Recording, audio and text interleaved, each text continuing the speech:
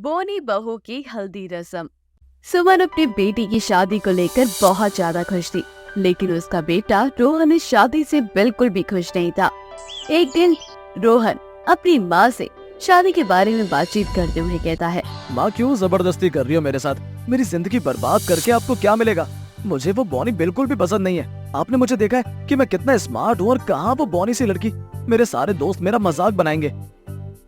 बेटा किसी भी लड़की के बारे में ऐसा नहीं बोलते, जो है भगवान ने बनाया है। और दूसरी बात बोली है तो इसका क्या मतलब? उसकी शादी नहीं होगी। रही बात तेरे स्मार्ट होने की, तो वह एक अमीर बाप की बेटी है।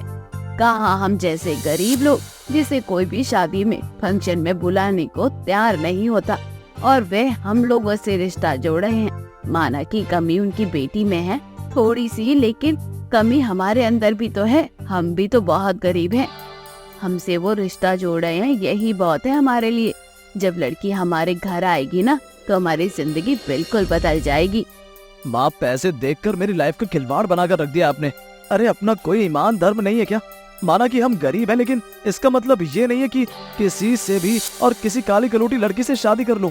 बेटा मैंने अपनी जिंदगी में बहुत गरीबी देखी है, और शायद इस गरीबी के कारण मैं तुझे अच्छे से पढ़ा लिखा भी नहीं पाई, और ना ही तेरे कोई सपने पूरे कर पाई।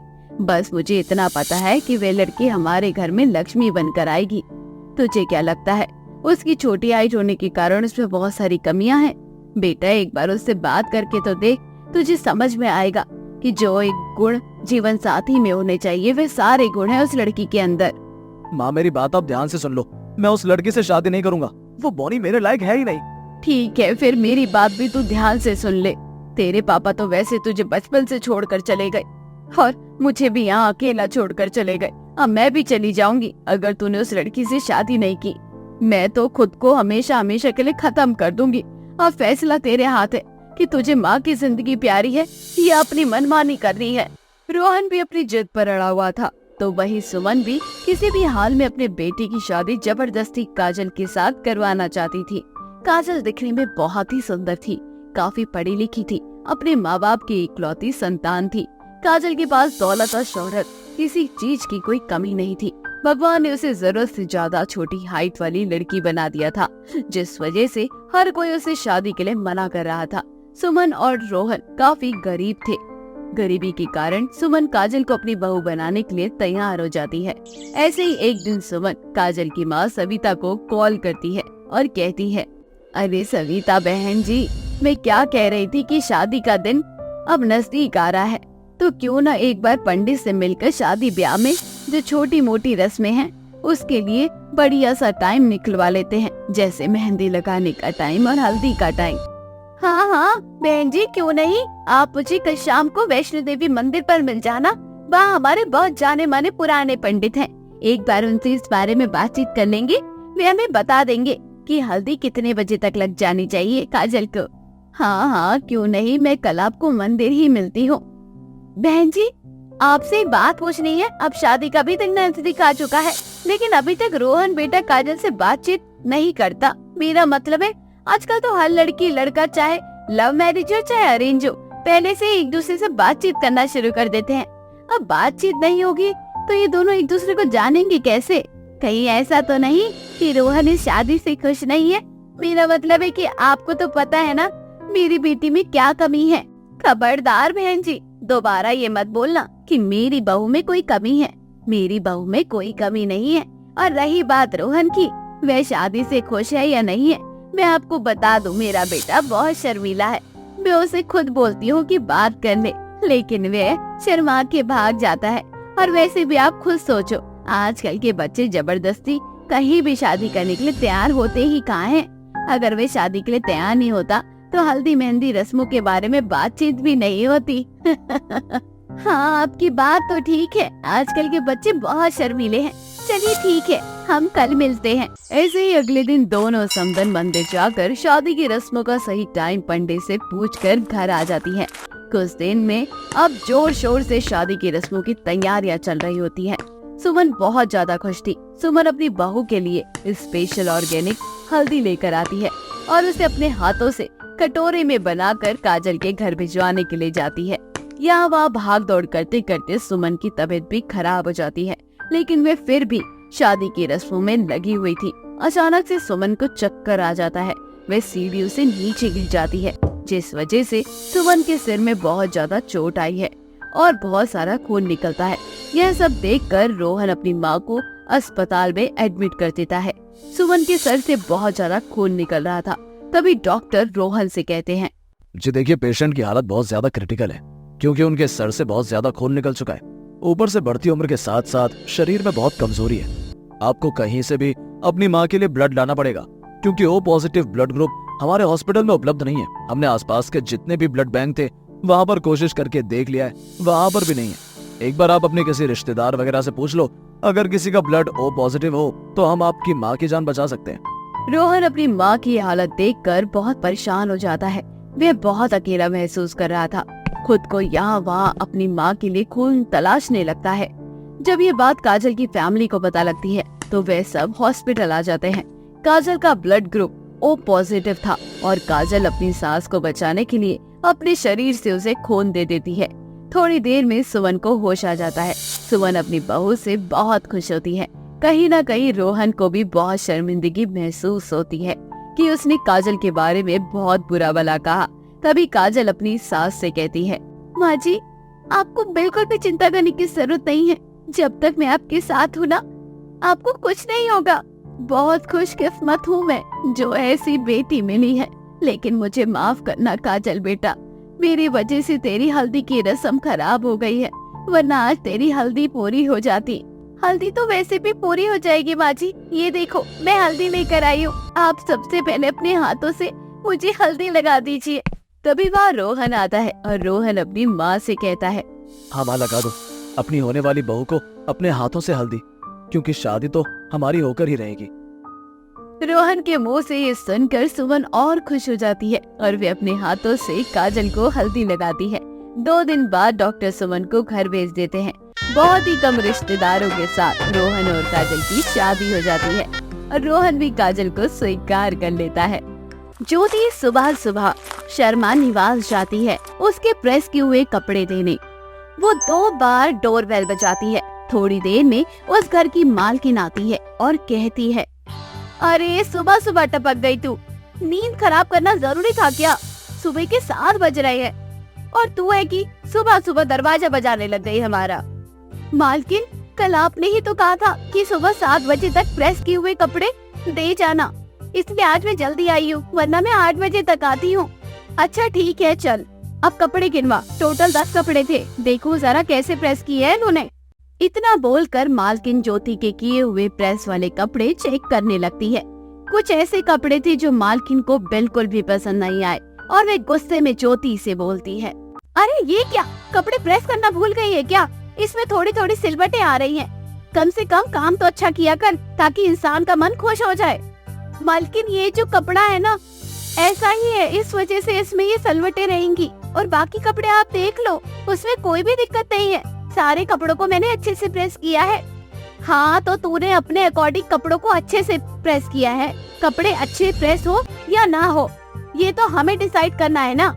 रुक जा, तेरे पैसे लेकर आती हूँ। सुबह सुबह मूड खराब कर दिया तूने। मालकिन अंदर से पैसे लाती है और ज्योति को दे देती है।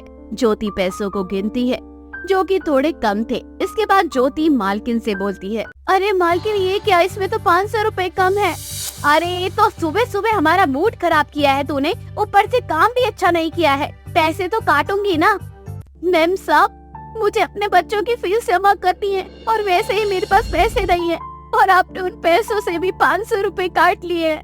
अरे तो बच्चे हमारे भरोसे पैदा किया था क्या तूने? अब तू बच्चों की फीस कहाँ से देगी, क्या करेगी? वह तेरी परेशानी है, मेरी नहीं। मालकिन, भगवान के लिए मुझ गरीब के साथ ऐसा मत करो। मुझे पूरे पैसे दे दो। मैं रात भर जागकर मैं आपके कपड़े प्रेस करती हूँ, उसके बाद दिन भर मेहनत मजदूरी करती हूँ, तब जाकर मेरे घर में मेरे बच्चों का पेट पलता है। आप तो जानते हैं ना, मैं विधवा हूँ, मेरे आगे पीछे कोई नहीं है सिवाय मेरे बच्चों के। ज्यादा दिमाग खराब करेगी ना तो ये भी पैसे छीन लूंगी। चुपचाप चली जाए यहाँ से। बेचारी ज्योति रोते हुए वहाँ से चली जाती है। दरअसल ज्योति विधवा है। शादी के कुछ साल बाद ही ज्योति का पति उसे छोड़कर इस दुनिया से चला गया था। उसके ससुराल में पति के अलावा उसकी बूढ़ी सास रहा करती है। उसका पति कपड़े प्रेस करने का काम किया करता था। पति के जाने के बाद अब यह काम ज्योति किया करती है। ज्योति की 15 साल की बेटी है जिसका नाम जिज्ञासा है। ज्योति अपनी बेटी को लेकर बड़े बड़े सपने देखती है। वे चाहती है कि उसकी बेटी एक अच्छे स्कूल में पढ़े और उसका नाम रोशन करे। माँ, आज स्कूल में फीस भरना है। स्कूल टीचर मुझे 2 हफ्तों से वार्निंग दे रही है। अगर फीस जमा नहीं हुई तो वो मुझे स्कूल से निकाल देगी।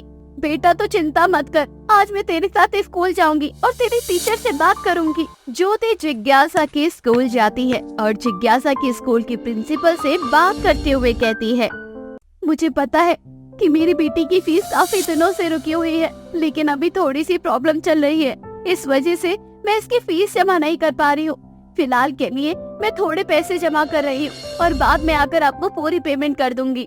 देखिए ज्योति जी, स्कूल में जिज्ञासा के अलावा और भी बच्चे हैं। उनके पेरेंट्स टाइम पर फीस जमा कर देते हैं और आपका हमेशा का हो गया है कि आप 2 महीने के बाद फीस जमा करती हैं या फिर आपको 2-3 महीने का फीस पेंडिंग रहता है। आखिर ऐसा कब तक चलता रहेगा? मैं जानती हूँ मैडम, अब मेरे घर में मेरे अलावा कमाने वाला कोई नहीं है। दिन भर यहाँ वहाँ मैं कपड़े प्रेस करके अपने बच्चों का पालन पोषण करती हूँ। मैं आपकी सारी सिचुएशन समझती हूँ। वैसे आपकी हिम्मत को दाद देनी पड़ेगी। क्या आप अकेले ही इतना सब कुछ कर रही हैं? ऊपर से आप चाहती हैं कि आपकी बेटी पढ़ लिख कर एक काबिल इंसान बने। बहुत हिम्मत है आपके अंदर। इतनी सारी प्रॉब्लम होने के बाद भी आप अपनी बेटी को पढ़ाना चाहते हैं। आप बिल्कुल भी चिंता मत करो, मैं आपके साथ हूँ। आपका बहुत बहुत शुक्रिया मैम। बहुत कम लोग हैं जो आप जैसे हम गरीब को सपोर्ट करते हैं। मेरा भी तो बहुत मन करता था शादी से पहले कि मैं पढ़ लिख कर कुछ बन पाऊँ, लेकिन गरीबी ने मुझे कभी आगे बढ़ने नहीं दिया। शादी के बाद मैंने बहुत सारे अरमान सजाए थे कि मैं अपने बच्चों को अच्छा जीवन दूंगी, लेकिन भगवान ने वो भी पूरा नहीं होने दिया। जिम्मेदारी इतनी बढ़ गई कि मैं कुछ भी करने से पहले 50 बार सोचती हूँ। लेकिन एक चीज मैंने अपने दिमाग में बिठा ली है कि मैं अपनी बेटी को एक काबिल इंसान बनाऊंगी, फिर चाहे उसके लिए मुझे दिन रात मेहनत क्यों ना करनी पड़े। देखिए, अब आपको किसी भी चीज की कोई टेंशन लेने की जरूरत नहीं है। मैं जिज्ञासा का एडमिशन एक अच्छे इंस्टीट्यूट में करवा दूंगी, वो भी हाफ फीस पर। जिज्ञासा के अंदर वे काबिलियत है कि वे आगे जाकर आपका नाम जरूर रोशन करेगी। वे बच्ची हमेशा अपनी पढ़ाई में ध्यान लगा कर रखती है। किसी से भी कोई फालतू बातचीत करना उसे पसंद नहीं आता। उसकी बहुत तारीफ होती है पूरे स्कूल में। अब मैं समझ रही हूँ कि जिज्ञासा की तारीफ क्यों करते हैं सब, क्योंकि उसकी तारीफ का असली राज तो आप हो। उसे अच्छी परवरिश जो दी है आपने। मैं आपके साथ हूँ, कोई भी प्रॉब्लम हो आप मुझे एक बार जरूर बताना। प्रिंसिपल ज्योति की मदद करती है। उसकी बेटी का एडमिशन एक अच्छे इंस्टीट्यूट में करवा देती है, वो भी हाफ फीस पर। ज्योति अब दिन रात कपड़े प्रेस करके अपनी बेटी के सपनों को पूरा करने के लिए पैसे जोड़ना शुरू कर देती है और धीरे धीरे कपड़े प्रेस करने की एक शॉप भी खोल लेती है। अब लोग ज्योति की दुकान पर आकर कपड़े प्रेस करवाते और कपड़े खुद ले जाते। ऐसे ही अब 7 साल बीत जाते हैं। ज्योति अब बूढ़ी हो चुकी थी, लेकिन फिर भी मेहनत करना नहीं छोड़ी। जिज्ञासा भी अब बड़ी हो चुकी थी। अब वह IAS ऑफिसर बनने की तैयारी कर रही थी। इसमें उसकी स्कूल की प्रिंसिपल में दोनों का बराबरी का योगदान था। जिज्ञासा दिन रात मेहनत करके अपनी पूरी पढ़ाई कर रही थी। जिज्ञासा UPSC का एग्जाम क्लियर कर देती है। उसके बाद उसका इंटरव्यू होता है, जहां उसे उसकी मेहनत में सफलता मिलती है। वे IAS ऑफिसर बन जाती है। जब ये बात ज्योति को पता चलती है तो वो बहुत खुश होती है और पूरे शहर में जिज्ञासा का नाम हो चुका था। अरे सुना है, वो गरीब औरत जो प्रेस किया करती थी कपड़े, उसकी बेटी IAS ऑफिसर बन चुकी है। अखबार में भी नाम आया है। सच में बड़ी मेहनत की है उस औरत ने अपनी बेटी को पढ़ा लिखाने में, और आज उसकी बेटी ऑफिसर बन चुकी है। सच में ये होती है लक्ष्मी। घर परिवार को कैसे संभाला जाता है वे जानती है। पति के जाने के बाद जीवन में उसके इतने उतार चढ़ाव आए हैं ना, लेकिन उसने हिम्मत नहीं हारी और अपनी बेटी को इस मुकाम तक पहुंचाया है उसने। कम उम्र में ही ज्योति के जीवन में बहुत सारे उतार चढ़ाव आए थे, लेकिन उसने कभी हिम्मत नहीं हारी और इस मुश्किलों से लड़ते हुए वे अपनी जिंदगी में आगे बढ़ रही थी और आखिरकार उसके सपने पूरे हुए।